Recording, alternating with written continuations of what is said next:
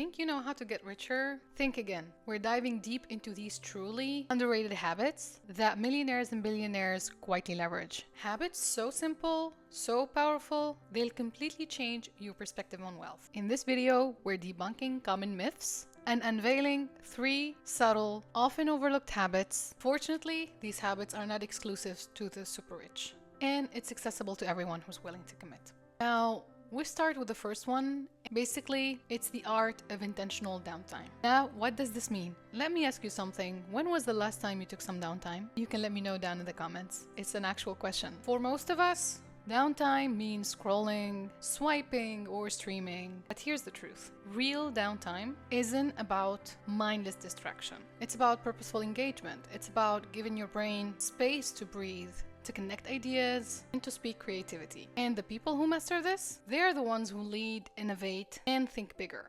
Neuroscience shows us that when we stop focusing on a task, the brain doesn't shut off. Instead, it activates something called the default mode network, or DMN. That's where background processing, problem solving, and creative connections really happen.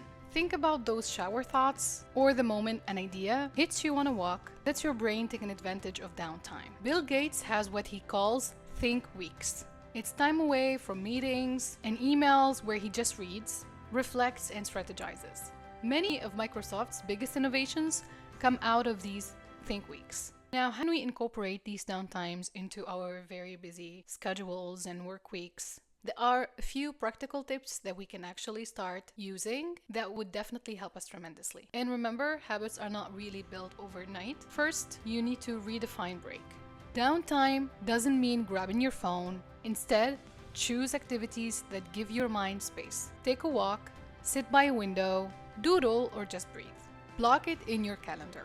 I'm serious, you have to do that. If you don't schedule downtime, something else will take it. Even 10 minutes midday is enough to reset your focus. Try a shutdown ritual. At the end of the day, spend 5 minutes reviewing what went well, what you'll think about tomorrow. It's a simple way to let your mind process while you rest. So here's the takeaway. The next time you feel the urge to escape into endless scrolling, remember that your brain doesn't need more noise. It needs space. Intentional downtime isn't lazy.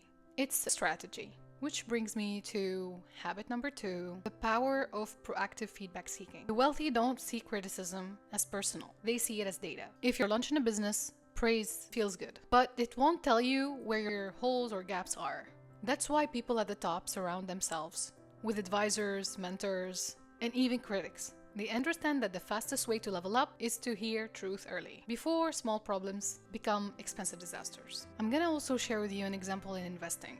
A lot of big investors would do something as play the devil's advocate. If they are interested in a specific company, they would actually not just look at the things that are really good about this company, but they would look at anything that might go wrong. How can you practice this in your own life? Here are 3 steps you can start today. Redefine criticism as data. Don't ask, do they like it? Ask, what can I learn from this? Build a feedback network. Find 2 to 3 people you trust to be honest, mentors, colleagues, even friends who won't sugarcoat things. Practice active listening. When feedback comes, resist the urge to defend yourself. This not only gives you richer insights, it builds a culture where people feel safe giving you the truth. Now, the last habit is something that is very important and can be applicable by everyone, and it's delaying gratification. It feels like a loophole. We're chasing dopamine, that we're missing the big picture.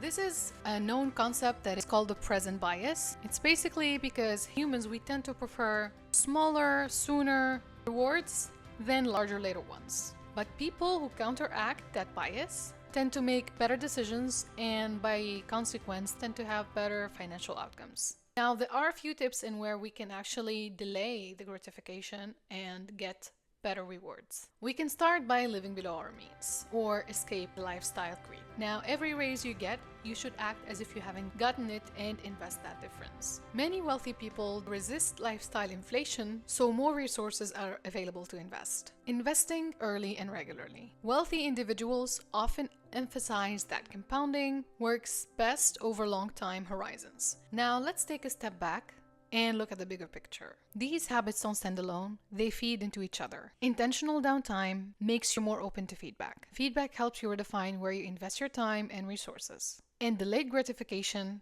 ensures those investments pay off in the long run. So here's your challenge. Don't try to do everything at once. Pick just one habit this week. Maybe it's scheduling 15 minutes downtime. Maybe it's asking a trusted friend for feedback. Or maybe passing on a big splurge and investing that money instead. Track your progress, reflect on what changes.